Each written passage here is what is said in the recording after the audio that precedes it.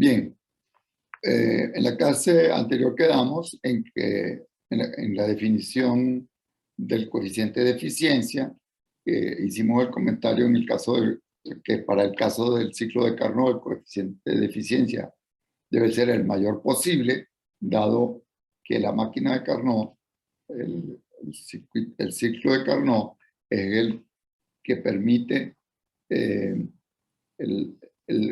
la mayor producción de calor posible con una cantidad de, la mayor cantidad de trabajo posible con una cantidad de calor dada. Ahora bien, queríamos aprovechar que, dado que el trabajo producido es siempre menor a la cantidad de calor que absorbe, en este caso de nuestro ejemplo, el cilindro con gas, existe, digamos, podemos asegurar que no hay ningún sistema que pueda absorber calor de un único reservorio y convertirlo completamente en trabajo sin que haya cambios adicionales en el sistema o en su entorno. Y es la formulación de Kelvin de la segunda ley de la termodinámica. Ahí quedamos.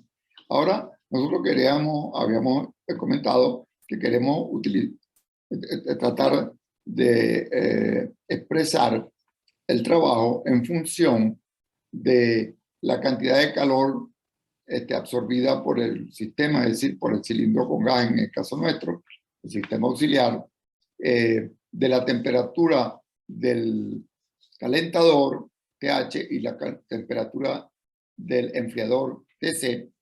Y para llegar a esa relación, vamos a aprovecharnos del hecho de que el resultado obtenido para el ciclo de Carnot no depende del material que se utilizó, del gas que se utilizó, incluso del sistema intermedio que estamos utilizando. Y vamos entonces a poner a funcionar nuestra máquina de Carnot, pues, nuestra máquina que realizará el ciclo de Carnot, utilizando un gas ideal, del cual conocemos las leyes que lo rigen. Entonces, vamos a ver cuál es esa relación funcional entre el trabajo, el calor del calentador, la temperatura del calentador y la temperatura del enfriador. Por una parte, el calor...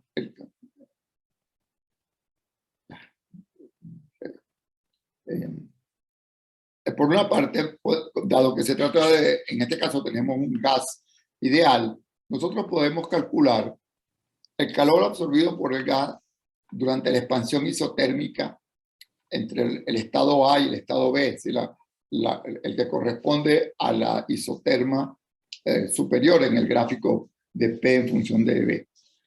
Entonces, ese trabajo debe ser igual a la presión por el diferencial de volumen, es decir, la contribución que va haciendo al trabajo que va haciendo el desplazamiento por la isoterma superior. Eso entre el estado A y el estado B. Como el trabajo que se realiza a expensas del calor que va recibiendo el sistema, ¿verdad? El sistema del cilindro con gas. Entonces, ese trabajo debe ser igual a Q sub H, la cantidad de calor recibida por el cilindro. Ahora, si usamos la ecuación del gas ideal para tener un valor explícito de este calor, ¿verdad? Según la cual P por B igual N, el número de moles por la constante de los gases por la temperatura, que en el caso nuestro es la temperatura TH, es decir, la del calentador.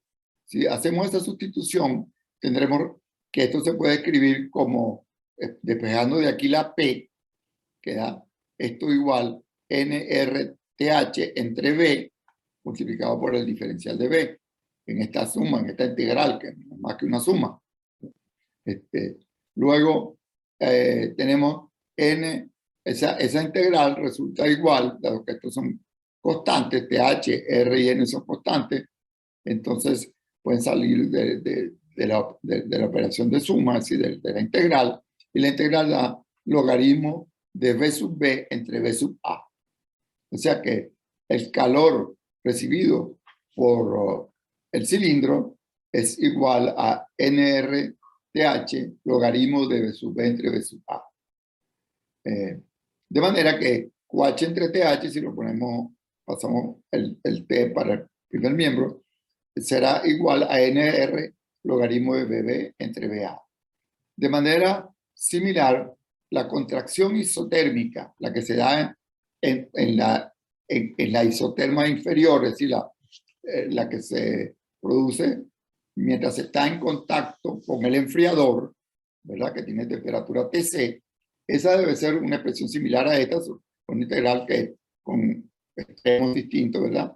En vez de estar entre A y B, esa está entre C y D, ¿verdad? Y en este caso, entre C y D. Y por lo tanto, el resultado va a ser igual, por analogía con el anterior, NR TC logaritmo de BC entre BD, y da para la relación QC entre TC, NR logaritmo de BC entre BD. A nosotros nos va a interesar comparar este resultado QH entre TH entre QC entre TC. Dado que las primeras dos magnitudes N y R son las mismas en ambas expresiones, la relación entre estas dos expresiones va a resultar de cómo es BB entre BA en relación con BC entre BD. ¿Cómo se comparan estas dos fracciones? BB entre BA con BC entre BD. Adelantándole, quiero comentarle de antemano que va a resultar que BB entre BA es igual a BC entre BD.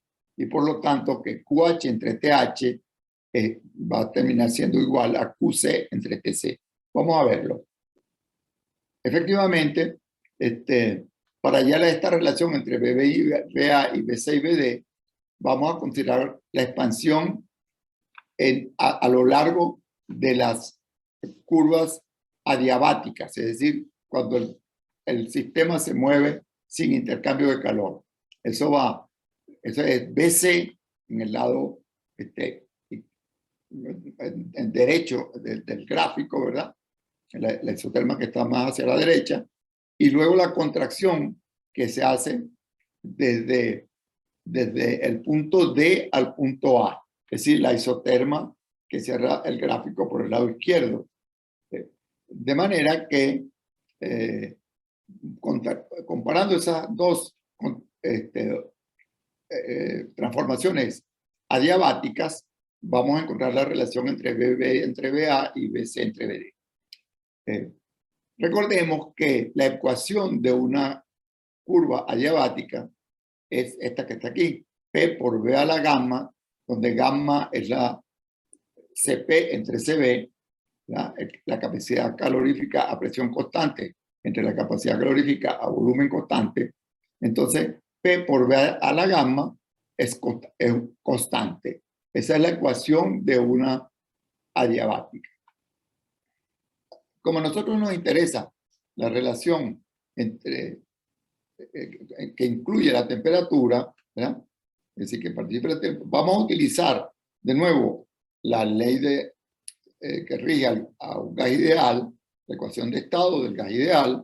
Vamos a utilizarla para sustituir P por B, o sea, esto lo escribimos como P por B a la gamma menos 1, si sacamos un B de aquí, y aquí queda gamma a la gamma menos 1.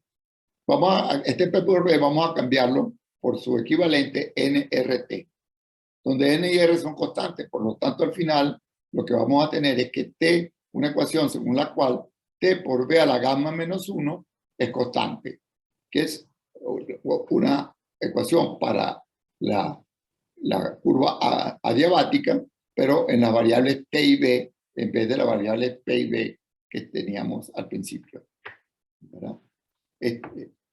Por lo tanto, nosotros podemos escribir la siguiente expresión, dado que P por V se mantiene constante en un proceso adiabático, si consideramos el proceso que une B con C, entonces debe cumplirse que T por V sub B a la gamma menos 1 sea igual, ya sea TH por V sub B a la gamma menos 1, que es la temperatura en el punto B, es TH, puesto que hasta ahí llevamos al gas en contacto con el calentador, y la temperatura cuando esté en el otro extremo de la curva diabática, o sea, en contacto con el enfriador, tiene la temperatura T sub C y un volumen que vamos a designar por V sub C a la gamma menos 1, dado que debe ser constante en todos los puntos de una adiabática. Tomamos este en el punto de arriba y este en el punto de abajo de la diabática que queda en la parte derecha del gráfico. Así mismo, cuando tomemos la diabática que cierra el gráfico por la parte izquierda, la temperatura en el punto de arriba, que es la temperatura del calentador, por el volumen en el estado A la gamma menos 1 debe ser igual a la temperatura en el punto inferior del proceso adiabático del lado izquierdo, ¿verdad? Que cierra por el lado izquierdo el proceso de Carnot, en el punto inferior está en contacto con el enfriador, o sea, tiene temperatura TC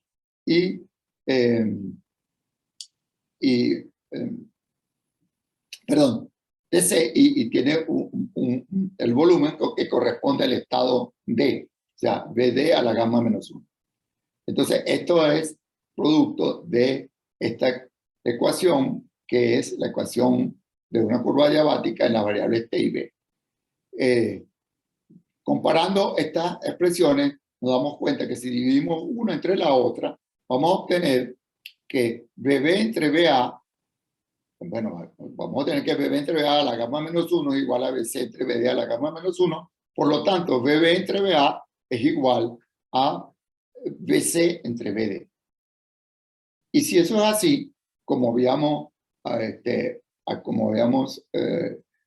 adelantado, ¿verdad? Que BB entre BA igual a BC entre BD, entonces resulta que QH entre TH es igual a QC entre TC, ¿verdad? Que era lo que teníamos en la expresión anterior, QH entre TH, QC entre TC. De manera que hemos encontrado una relación según la cual la cantidad de calor cedida por el calentador entre la temperatura del calentador, esto cedida de manera reversible, ¿verdad? Todos estos procesos los hemos hecho de manera reversible, y entre la cantidad de calor cedida al calentador entre la temperatura del calentador son iguales. Esta relación debe cumplirse para cualquier máquina reversible. Esto es un resultado de enorme importancia, quizás el resultado más importante de este estudio, y vamos a utilizarlo posteriormente por lo menos en dos situaciones de mucha importancia que veremos posteriormente. Pero hay que tener muy presente que esta relación QH entre TH y QC entre TC son iguales entre sí, correspondiendo a un proceso en una máquina reversible, como el proceso de Carnot. A partir de esta muy importante relación podemos obtener una expresión para la eficiencia de la máquina reversible, porque sabemos que la eficiencia está dado por el trabajo entre la cantidad de calor QH, la que cede el calentador, o sea, la máquina a temperatura más alta, la TH. Y por lo tanto, puesto que luego en la realización del circuito, cuando la máquina recorre la isoterma inferior, cede al enfriador la cantidad de calor QC, como se conserva la energía, puesto que es una máquina completamente reversible y por lo tanto no hay ninguna pérdida de energía, Esto quiere decir que el trabajo, lo que queda para realizar trabajo, es la diferencia entre QH y QC. QH es mayor que QC, sí, lo que resta de QH cuando cuando doy al enfriador la cantidad de calor QC, es lo que se transforma en trabajo. De la relación obtenida, pues, aquella que QC entre TC igual a QH entre TH, podemos escribir QC de esta manera, despejándolo de allí. De manera que el trabajo se puede escribir como QH y en vez de QC escribimos su equivalente TC entre TH por QH. De manera que sacando el QH factor común, nos queda QH multiplicando a 1 menos TC entre TH. De manera, por lo tanto, cuando pase el QH dividiendo al primer término, me voy a encontrar con que el coeficiente de eficiencia, en este caso recuerdo que es el de Carnot, le puse sub C, el sub C en este caso es igual, que es el que va a dar en este caso, es igual a 1 menos TC entre TH. 1 menos TC entre TH. Este resultado nos permite ver, por una parte, que E sub C es siempre menor que 1, ¿verdad? Porque 1 menos TC entre TH, que es un valor positivo, por lo tanto, es menor que 1, por lo tanto, E sub C es menor que 1. Es decir, nunca puede ser mayor que 1, puesto que se le resta un término a 1 en la igualdad esta que estamos viendo aquí. Y por otra parte, que el cero absoluto es una temperatura que no puede ser alcanzada según el resultado de este circuito, que es producto del funcionamiento de la segunda ley de la termodinámica. En efecto, se puede ver que TC, ¿verdad? Se puede escribir TC, ¿verdad?, como TH por 1 menos omega entre QH. Pero como omega es menor que QH, entonces TC sería la temperatura del enfriador, sería igual a la temperatura del calentador multiplicado por este factor que está aquí, que está en el paréntesis, que es menor que 1. Y nunca puede ser omega entre QH igual a 1. Por lo tanto, TC nunca puede ser igual a 0. Es decir, la temperatura 0, según esto, no puede ser alcanzada. Bien, ese resultado es un resultado de la mayor importancia a partir de la relación que se da entre QC, TC y QH, TH. ¿Verdad?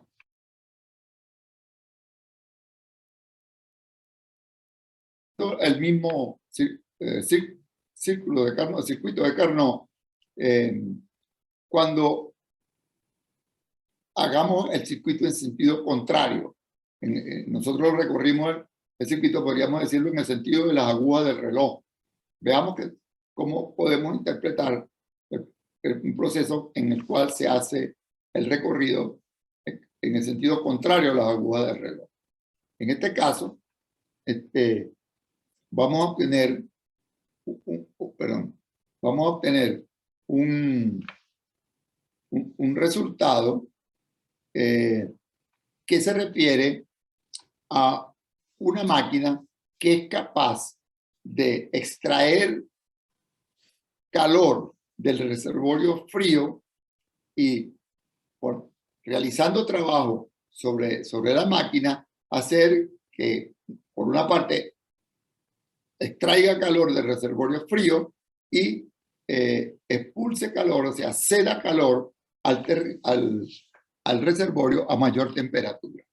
Bueno, esto evidentemente se trata de la representación de un refrigerador, es decir, muy elemental, puesto que lo que hace es que cada vez va disminuyendo la temperatura de un cuerpo y va soltando el calor en el reservorio a mayor temperatura. Entonces, este es eh, un dispositivo que permite bajar la temperatura del más frío, de la parte más fría, como lo hace uno con un refrigerador, una nevera, pues como lo llamamos nosotros, enfriando la parte interior y soltando el calor en la temperatura mayor, que en este caso, en el caso de una nevera, es el medio ambiente.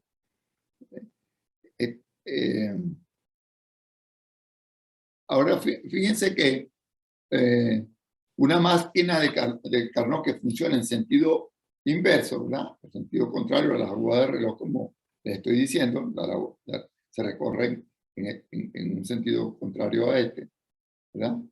De esta manera, distinta, a diferencia de como lo hicimos antes.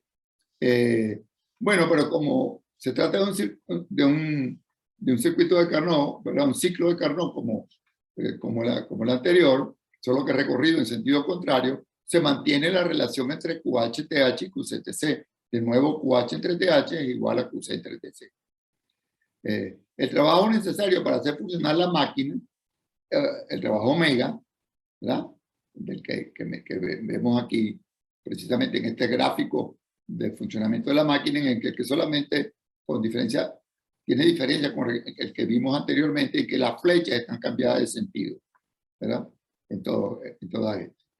Entonces, el trabajo para hacer funcionar la máquina, omega, es igual a Q sub H menos Q sub C. Efectivamente, el trabajo omega más el trabajo más la cantidad de calor Q sub C, la energía, la suma de la energía que representa la suma de esos dos términos, es lo que es igual a Q sub H, puesto que en esa máquina no se pierde energía, y entonces el calor que entra, que se comunica a la máquina, y la cantidad de calor que toma del refrigerador se suman y son las que se entregan al calentador, o sea, a la parte del sistema con temperatura más alta.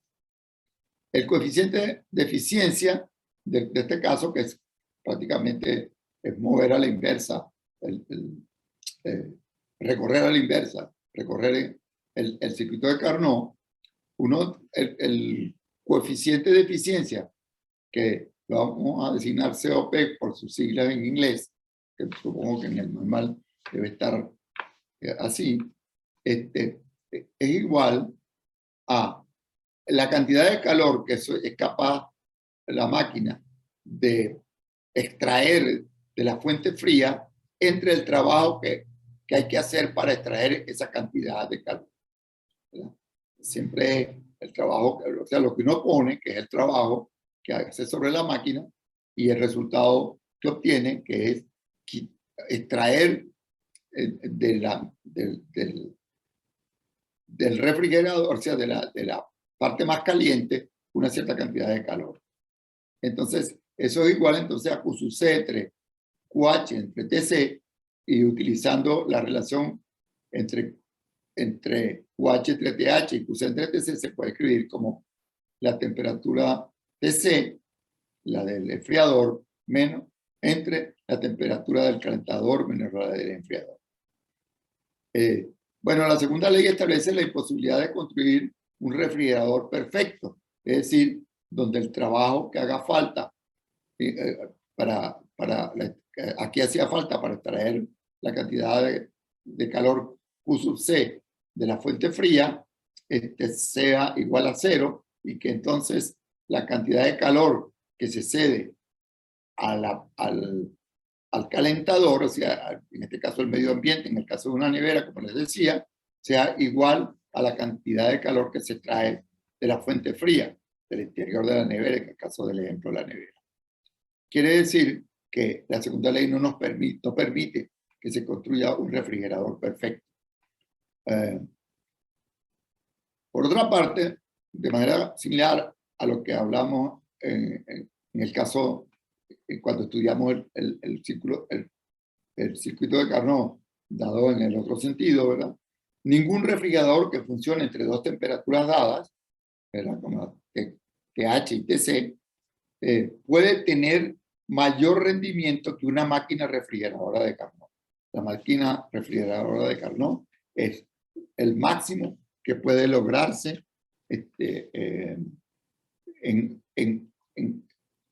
entre las dos temperaturas de funcionamiento que se tienen, es decir, TH y TC, o iguales a TH y TC que tenemos en el círculo, en el círculo de Carnot. Bien, otra,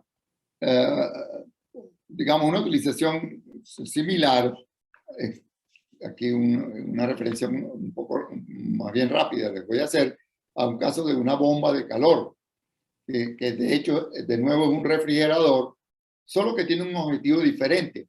Busca calentar en vez de enfriar, como por ejemplo, calentar el interior de una casa en vez de enfriarlo. Un objeto o una región como el interior de una casa, se trata, por ejemplo, de un sistema para enfriar una casa, transfiriendo calor del aire frío exterior para calentar el interior de la casa. Aquí puse algo erróneo. Calentar una casa transfiriendo calor del aire frío exterior para calentar la casa. Aquí hay un error, aquí hay que decir calentar.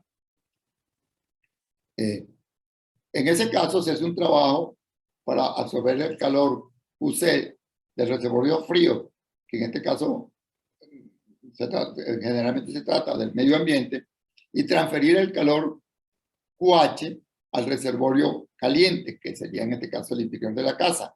El coeficiente de desempeño de esas bombas de calor se define, se le escribe como COP-HP, para la bomba de calor, QH, ¿verdad? La temperatura del reservorio caliente entre la cantidad de calor que se toma del reservorio caliente entre el trabajo realizado para lograrlo. Finalmente, otra utilización de esta importante relación QC entre TC igual QH entre QH, que aquí la ordenamos de manera distinta, TC entre TH igual a QC entre QH, esta relación nos permite una definición que es muy importante, que es la definición de la temperatura absoluta, puesto que los resultados de un proceso de Carnot no dependen de los materiales que se utilicen, del gas que se utilizó o del sistema en general, del sistema auxiliar que se utilizó. Entonces, quiere decir que lo que allí se obtiene es un resultado general, universal, de cumplimiento general. Es decir, que la relación entre la temperatura del enfriador y del calentador, la relación entre ellos y el cociente entre ellos, está dado por el cociente entre la cantidad de calor que recibe el enfriador y la cantidad de calor que recibe, que cede el calentador. De manera que yo este cociente entre temperatura lo puedo medir por el cociente entre los calores cedidos y recibido por la máquina. Con ello, yo convierto la medición de temperatura, ¿verdad? Esta temperatura, que serían las temperaturas más absolutas, por medio de una medición calorimétrica. Lo que tengo que ver cuál es el calor que cede una parte de la máquina y cuál es el que recibe el otro. El que cede una parte y el que recibe por otro lado. La razón entre estas temperaturas, sea el cociente se hace por mediciones de calor. Y lo que nos faltaría para poder definir, aquí definimos solamente el cociente entre las dos temperaturas. Para tener una definición de la temperatura, de cada temperatura, basta con elegir una temperatura de referencia. En este caso, para establecer la escala de temperatura absoluta, también llamada escala de Kelvin, se elige como punto de referencia el punto triple del agua con medida en grados en un termómetro de gas ideal. En este caso, la temperatura es 273,16 grados para el punto triple del agua, punto en el que el agua coexiste en los tres estados, vapor, sólido y líquido. Si colocamos esta temperatura como la temperatura, por ejemplo, de TC, entonces con ello obtenemos un valor fijo para la temperatura TH, que sería el coeficiente, el cociente entre los dos calores multiplicado por TH. Con eso obtendríamos TC. Si colocamos como TH la temperatura correspondiente al punto triple del agua. Es decir, que eligiendo esta relación y un punto de referencia, la temperatura de un estado de referencia, con eso tenemos establecida la temperatura absoluta. Ahora dense cuenta de que el estudio que hicimos del circuito de Carnot, es decir, del ciclo de Carnot, vimos que se cumplía la relación TC entre TH igual a QC entre QH, utilizando para medir las temperaturas aquellas que da un termómetro de gas ideal. Eso lo que está diciendo es que el termómetro de gas ideal coincide exactamente con las mediciones que se hacen por la escala de Kelvin. O sea, la escala del gas ideal y la escala de Kelvin son coincidentes. Con esta elección, resultan entonces las dos escalas idénticas. Y el basamento, digamos, fundamental de establecimiento de la temperatura absoluta es precisamente esta relación entre TC y TH y QC y QH que antes obtuvimos. En la próxima lección nos ocuparemos de